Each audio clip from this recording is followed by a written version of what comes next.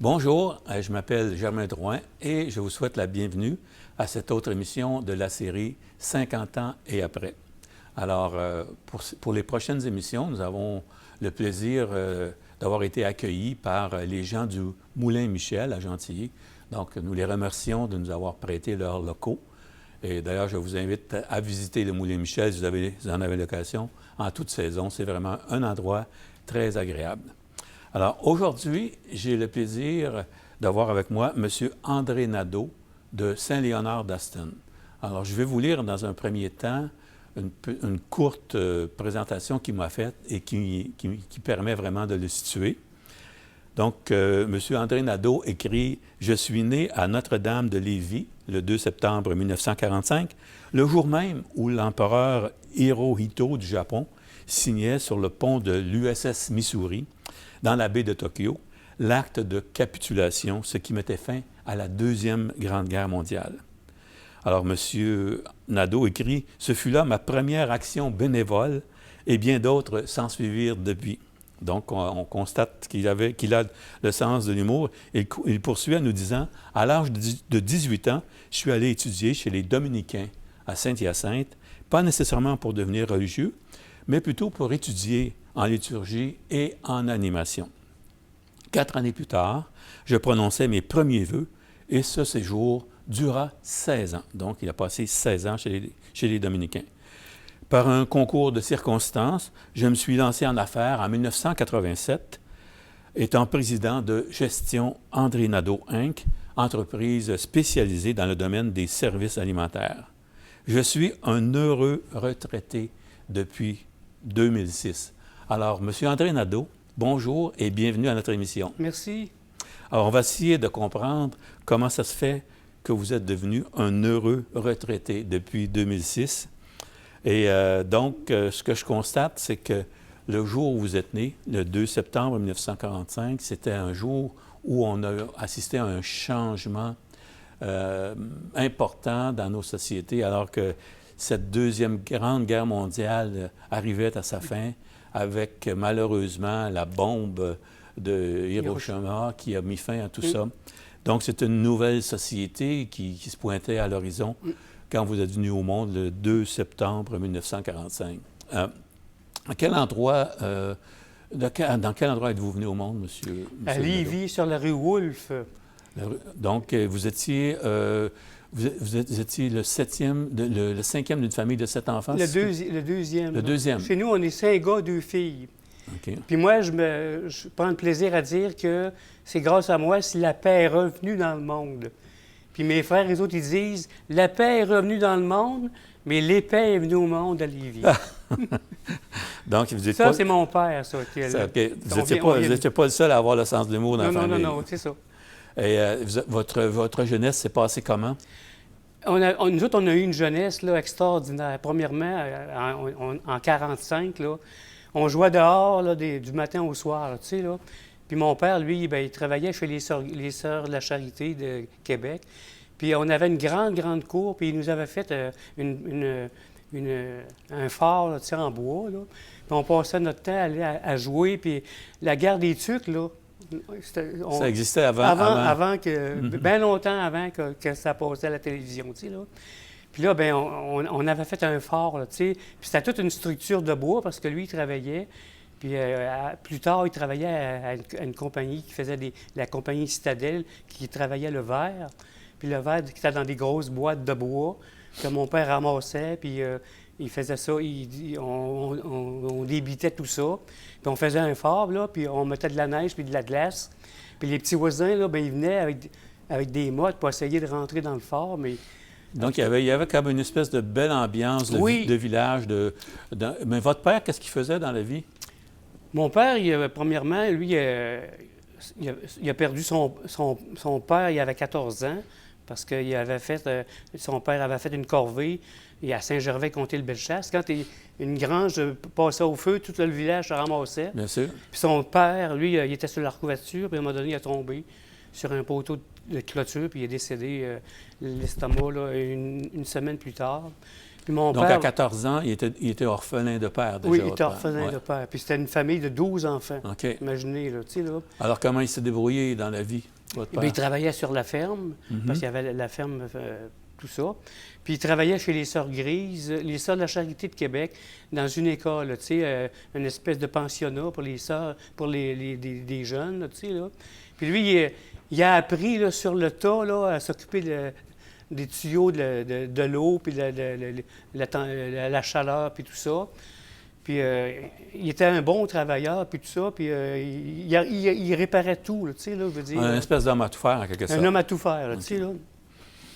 Et à un moment donné, bon, il a été 4 ans, 4 ou 5 ans, puis à un moment donné, il y a une religieuse, bien, son neveu, il faisait les mêmes affaires, mais, pardon, il avait, lui, ses diplômes.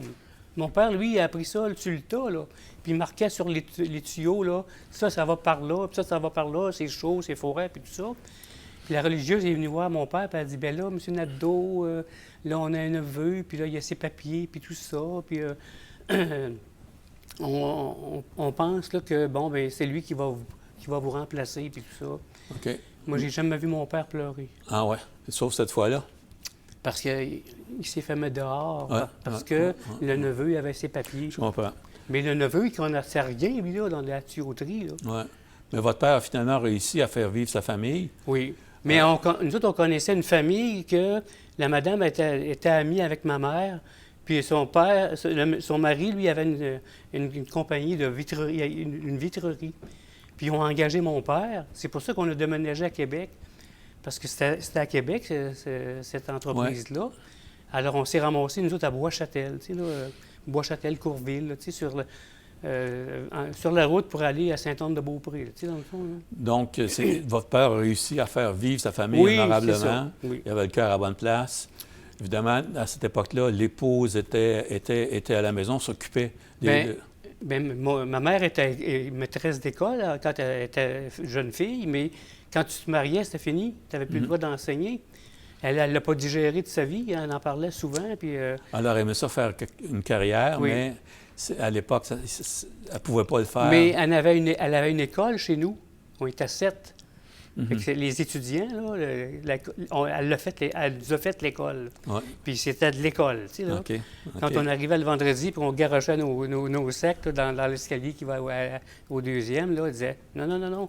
Demain, là, on va étudier ça, on va prendre de l'avance pour que, quand vous allez arriver à l'école, bien, ça va être facile, puis tout ça.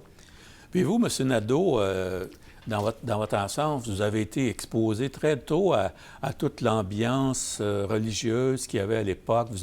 Vous avez côtoyé, je pense, déjà très jeune, des dominicains. Racontez-nous un peu qu'est-ce qui s'est passé. Bien, premièrement, mon grand-père, il y avait 3 frères de prêtres, il y avait 2 sœurs de religieuses, puis une fille de religieuse, des Sœurs Grises. Fait que dans le temps des fêtes, quand tout ce monde-là se réunissait, là, puis il fallait aller là, c'est à Lévis, là, puis c'était des soutanes, puis tout ça, puis ça parlait de quoi? De l'Église, puis ci, puis ça, puis il faut avoir des prêtres, puis les familles, là, surtout des mamans, ils disaient « Ah, j'aimerais ça, moi, avoir un prêtre dans ma famille », puis tout Ouais. ça. Puis mon grand-père, lui, il était bon il faisait n'importe quoi dans le bois. Fait qu'il nous avait fait un hôtel, à peu près haut comme ça, là, qu'on mettait sur une table, puis avec les ornements sacerdotaux, puis il avait fait un petit calice, un petit ciboire, puis tout ce que vous voulez. Pour que les enfants puissent... Bien, on faisait la messe, nous autres, mais c'était un jeu. mhm, C'était pas sérieux. Notre jeu, c'était de passer à la quête. Ouais, On avait un petit panier, là, puis on avait vu ça. Là, des fois, ils parlaient de ça. Il faut que les gens donnent beaucoup d'argent parce que l'Église en a besoin. Fait qu'on avait des mononcles et des matantes, puis c'était une bonne gang. Et là, on passait avec le petit panier. Puis là, ils sortaient 25 cents, bien, un gros 50 cents. Non, faut pas que ça fasse de bruit dans le panier. Oui. Là. Puis- Donc, l'ambiance religieuse n'était pas oppressante pour vous, ça Non, faisait partie oui. de votre vie. C'est ça. Puis, vous avez été appelé à côtoyer des dominicains assez tôt. Oui. Vous avez rencontré des personnages célèbres comme Mais quand, le oui, Père Lévesque, par Père exemple, Lévesque, puis, Marcel-Marie Desmarais, oui, des puis, personnages qui ont joué un rôle important dans la société québécoise. Oui. Puis c'est parce que quand on est devenu un petit peu plus vieux, bon, on allait à l'école, puis tout ça. Puis pendant les vacances d'été, à la maison Montmorency, qui appartenait aux Dominicains, la chute Montmorency à côté, ça, c'était une grande maison. Il y avait une centaine de chambres. Puis c'était des religieux, des religieuses, pas toujours des religieux et des religieux, mais des associations de gens là, qui travaillent dans ce domaine-là pour venir. C'était comme des retraites fermées, là. Puis là, moi, je voyais arriver ces Dominicains-là, habillés en blanc. Puis ce qu'on faisait, nous autres, c'est aller ramasser quand les gens s'en allaient, aller faire le ménage dans les chambres, puis tout ça, servir les repas, tu sais, aux gens qui étaient là, tu sais, là, puis ainsi de suite, puis tout ça, faire le ménage. C'était des gens qui étaient quand même assez avant-gardistes pour l'époque. Je me souviens, par exemple, du père Lévesque qui était comme opposé au régime du Plessis. Il était très... on dit que c'est le père des sciences sociales au Québec. Oui. Donc, l'influence que ces gens-là pouvaient avoir, c'est pas une influence traditionnelle et très conservatrice. C'était des gens qui étaient très ouverts d'esprit puis qui étaient à l'avant-garde à l'époque. Oui, puis même au Vatican, des fois, le pape ou les cardinaux, là, ils grichaient des dents, là, en voulant dire. Là, ils vont un petit peu loin. Là. Puis moi, je les écoutais parler, parce qu'ils parlaient entre eux autres en mangeant. Là. Puis ce que j'ai découvert, que c'était des chercheurs. Tu sais, là...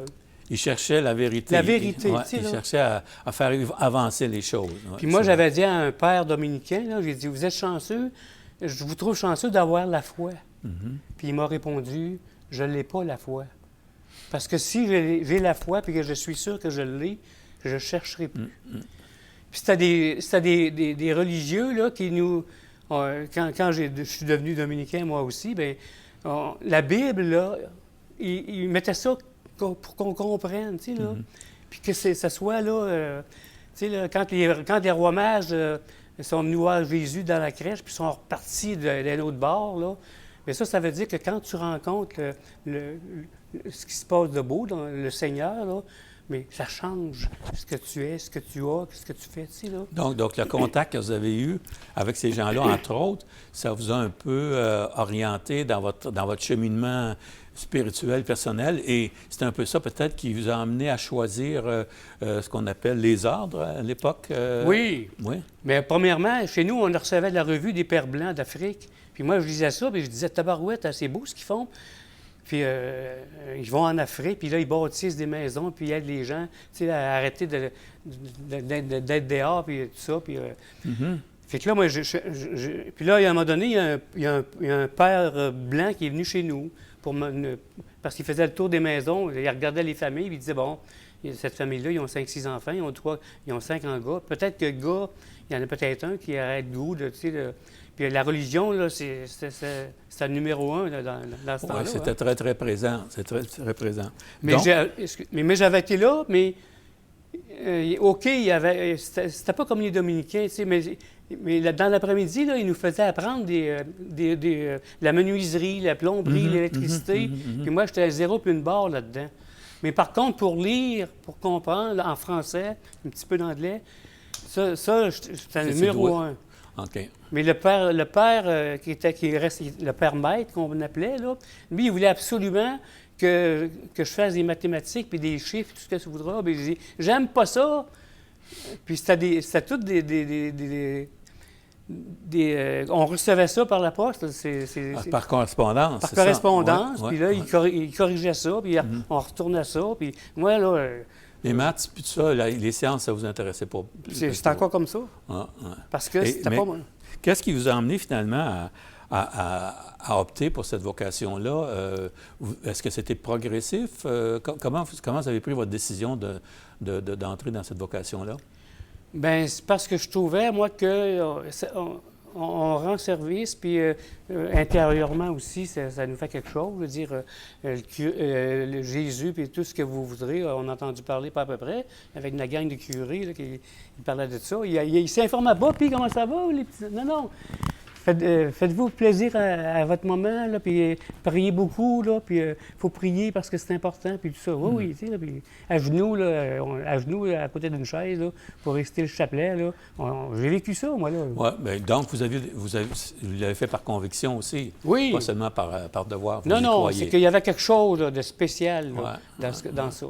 Mais j'ai pas resté. 2 ans après ça, les Pères Blancs, j'ai dit, c'est pas fait pour moi. Même le supérieur des Pères Blancs m'avait dit, M. Nadeau, frère André, je le sais que l'Afrique, puis tout ce que ça, là, les outils qu'on vous fait apprendre, puis tout ça. Mais par contre, je sais que vous pouvez aller en communauté. OK. Je vous vois aller, là, puis vous avez quelque chose à l'intérieur, là, puis c'est ça. Puis Et vous avez fait vos vœux perpétuels en 1967, je pense, ou 3 ans, peut-être en 1970.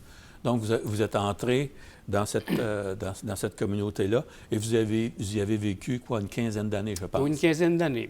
Puis j'ai aimé ça. J'ai jamais regretté. Dites-moi pourquoi vous avez aimé ça. Qu'est-ce que vous avez aimé dans cette vie-là? C'est ça qui m'intéresse. C'est que, premièrement, quand j'étais dominicain, là, bien, je travaillais dans la liturgie. Premièrement, j'avais pris des cours de...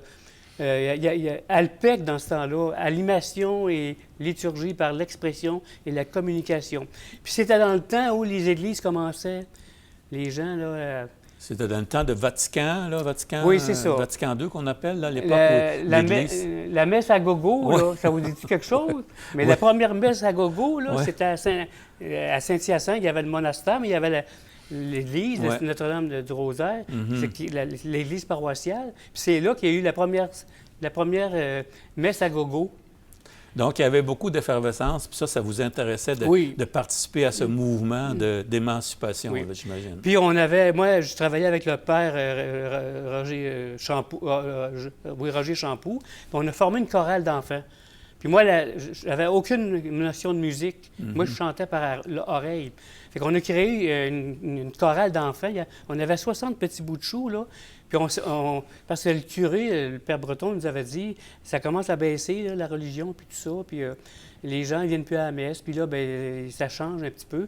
Fait que là, bien, la messe du dimanche, la messe du samedi soir, c'était la chorale qui faisait le chant puis tout ça. Et vous étiez comme l'instigateur de l'instigateur cette avec le père Champoux, là, puis tout ça.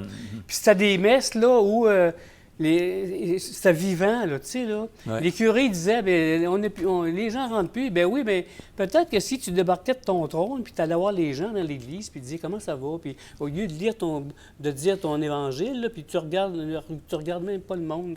Donc vous étiez de ceux qui pensaient qu'il fallait faire évoluer les choses. Oui, mais il faut que ça soit... Il faut que ça dise quelque chose, là, tu sais, que ça corresponde à ce que les gens vivent. Puis Alpec, là, ça veut dire animation et liturgie par l'expression et la communication. Puis on s'est ramassé à un moment donné, on est allé virer même jusqu'à dans les provinces maritimes. Okay. Puis un matin, on se lève puis comment est-ce qu'on faisait? Un matin, on se lève, puis il y avait de la brume, on ne voyait même pas la rivière. On a dit, ça arrive-tu dans notre vie qu'on ne voit rien? Oui. Donc, c'est une analogie là, pour dire qu'il y avait du débroussaillage à faire encore, il y avait des choses à éclaircir. Puis là, y a-t-il dans l'Évangile une parole de Jésus qui va nous dire là, quoi faire dans ce domaine-là? Puis c'est quoi les champs qu'on peut trouver pour... tu sais, là, Mais j'imagine qu'à un moment donné... c'est vivant, ça, là. Oui, mais vous n'avez pas trouvé la réponse à cette question-là, j'imagine, à un moment donné, parce que vous avez quitté les ordres. Est-ce que c'est parce que vous n'aviez pas trouvé la réponse à vos questions? Ou... Non, c'est qu'à un moment donné, j'ai fait ça pendant 5-6 ans, mais à un moment donné, le supérieur vient me voir et il dit, il y a un frère qui est malade à Montréal, puis on aimerait ça, là, que vous alliez là pour le remplacer, puis tout ça. Fait que j'ai dit, il n'y a pas de problème, tu sais, là. J'arrive là, puis c'était à Montréal, près de l'université, là, le monastère dominicain. Là. Oui. Et le soir, moi, je me ramassais tout seul dans le monastère. OK. Parce qu'il y en a qui allaient, il allait rencontrer des familles, un autre qui allait au cinéma, puis tout ça. Puis là, je disais, la communauté, là...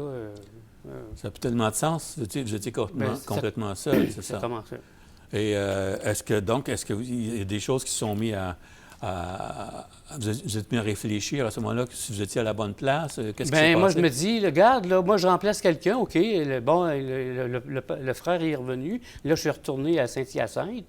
Mais là, À un moment donné, un petit peu plus, mettons 1 an plus tard, là, le provincial revient puis il dit bon, frère André, là, à Trois-Rivières, l'église à Trois-Rivières-Ouest, là, il y avait un monastère de dominicains avec l'église, là. À Sainte-Catherine-de-Sienne. Sainte-Catherine-de-Sienne. Oui. Puis là, ils ont besoin de quelqu'un pour les messes puis tout ça. Puis, OK. puis là, mais je me disais, ça va-tu être à peu près dans le même sens que... Fait que là, vous commenciez à branler dans le manche Ben un là, petit peu. puis là, j'ai dit, ben c'est parce que, regarde, là, moi, ici, ça va bien, là, puis les églises, là, se sont remplies, hein. Ouais. Puis, tu sais, là, les enfants, il y avait ils faisaient ça des messes, là, tu sais, là, que ça voulait dire quelque chose, Ouais, tu sais, là. ouais, Puis ça allait, là, vers la... Puis les curés, ben ils disaient, ouais, c'est vrai, il faudrait faire ça de même, là. Donc, finalement, vous avez décidé de quitter les ordres. Est-ce que ça s'est fait? Ben là, j'ai dit, ben là, le supérieur, le provincial dit, frère André, vous avez fait de vos vœux de chasteté, d'obéissance, puis jusqu'à la mort. Pauvreté aussi? C'est Pauvreté, ça, oui. Mais j'ai dit, quand on n'est plus capable de vivre en quelque part, c'est de la mort, ça. Mais il dit, gardez, là, allez pendant 1 an, là, allez penser à tout ça, puis tout ça, puis vous nous reviendrez. Puis moi, ça faisait 2 ans, moi, que je pensais à ça. J'ai dit, là, regarde, là. Aller dans le monde séculier pendant 1 an, c'est oui, ça? Oui, pour... Puis vous reviendrez nous donner une réponse, nous dire qu'est-ce qu'il y en est dans 1 an. Oui. Alors, puis moi, ben, j'avais suivi un cours de cuisine aussi parce que j'étais cuisinier en même temps là, à Saint-Hyacinthe. Fait que là, quand je suis sorti de là, puis il y avait des gens qui étaient aux mêmes endroits que moi à l'école. Fait qu'ils m'avaient dit, si jamais tu sors, ben, tu viendras parce qu'on te voit faire. Là, puis moi, je me cherche quelqu'un pour travailler dans mes cuisines. Alors, c'est ce que j'ai fait. Ce monsieur-là, je l'ai appelé, j'ai dit, bon, là, moi, je me cherche une job. Il dit, viens-t'en, tabarouette. C'était à Shawinigan. Tu sais, Fait que j'ai déménagé là, puis moi, là... Puis là, bien, le provincial m'avait dit, si tu veux avoir un père dominicain qui t'accompagne, puis tout ça, là, pour t'aider, là... Non. Là, tu es capable de faire ça tout seul, là, c'est ça. Puis là, moi, je me disais, pourquoi, Seigneur, que tu m'as fait vivre tout ça? Pourquoi? Je l'ai trouvé la réponse pas longtemps après, tu sais.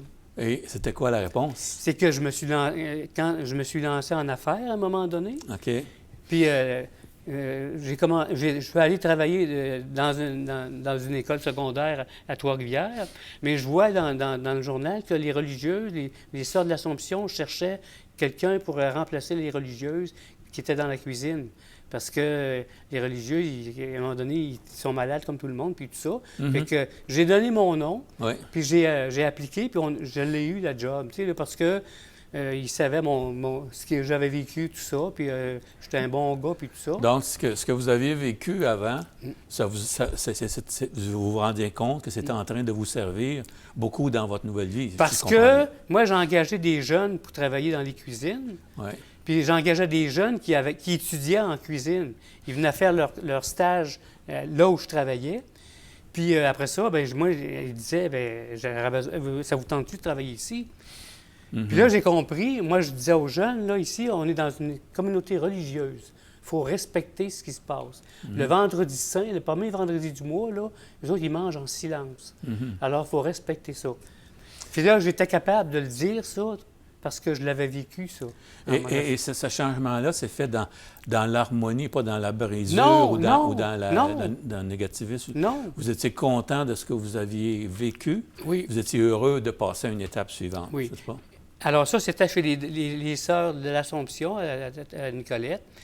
Puis les sœurs, les autres, là, ils font des réunions entre eux autres, puis ils se parlent. Puis il y a des sœurs grises qui ont parlé aux sœurs de l'Assomption. Ils ont dit, nous autres, on a une religieuse qui fait la cuisine, là. Puis elle est malade, puis tout ça, puis il faudrait trouver quelqu'un. Mais elle dit, nous autres, ici, on a un homme, là, ici, là. Puis là, ils viennent de se partir en affaires. Puis on le voit travailler, nous autres, là, puis il est respectueux, là. Puis moi, les gars leur avaient dit, là, on travaille en silence. Quand la religieuse va dire le soir, Deo gracias, là, on peut parler. OK. Puis là, j'allais rencontrer les sœurs grises, puis on a eu le contrat. Dans l'espace d'1 an et demi, on avait 14 employés. Puis et votre entreprise s'est forgée la réputation d'être fiable, puis de... Oui, puis d'être responsable, puis d'être respectueux de ce que les gens vivent. On rit pas tu sais, là, puis les religieux, ils les aimaient. Moi, il y a un matin, j'en ai un qui était supposé travailler, mais il pensait qu'il était en congé. Fait que la religieuse, elle m'appelle, elle a dit ça, elle dit, mais frère, monsieur Nadeau, elle dit, un tel, là, il n'est pas arrivé encore. Elle dit, mais j'ai dit, je vais l'appeler, puis là, je l'appelle, j'ai dit, Mario, tu ne travailles pas?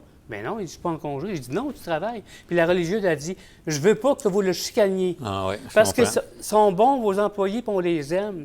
Puis quand ces gars-là se sont mariés, là, les sœurs ont tricoté toutes sortes de choses pour les bébés qui vont venir, puis tout ça. C'était une famille, tu sais. Hein? Fait que donc, vous avez développé une entreprise de services alimentaires. Oui.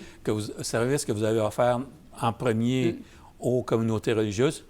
Est-ce que ça s'est répandu après ça? Bien, ça se disait. Premièrement, ça a duré 15 ans. J'ai travaillé 15 ans là. Puis là, bien, c'est ça, à Nicolette, là, il y avait les religieuses, les sœurs grises, mais il y avait leur maison, là. Absolument. Puis là, bien, eux autres aussi, il manquait de personnel. Puis là, bien, fait que là, M. Nadeau, bien, on veut vous rencontrer, puis tout ça. Fait que là... Alors, donc, là, je comprends bien que comment une vocation religieuse vous a amené à développer des talents et puis du potentiel qui vous ont amené à développer cette entreprise. Puis moi, j'ai dit, merci Seigneur, là, je viens de comprendre pourquoi qu'à un moment donné, je suis parti. Et donc, ça vous a permis, après ça, de faire une transition vraiment en douceur d'une vie religieuse, où est-ce que vous aviez les 3 vœux, et puis là, vous êtes passé à l'état, mettons, laïque. Tout ça s'est fait dans une très belle continuité. Oui, puis ce qui est arrivé aussi, c'est qu'à Trois-Rivières, il y avait un dominicain qui s'appelait... mais lui, il était psychologue, tu sais, là. Puis une fois, il dit, André, je te vois aller, là, puis il y a quelque chose, là, que faudrait que tu consultes. J'ai dit, voyons donc, oui. Mais j'ai dit, gars, t'es psychologue, moi. M'a servi de client, il dit non, parce que moi, j'ai un préjugé là, favorable. Là. Il dit, je vais t'envoyer je connais un psychologue à l'université, là.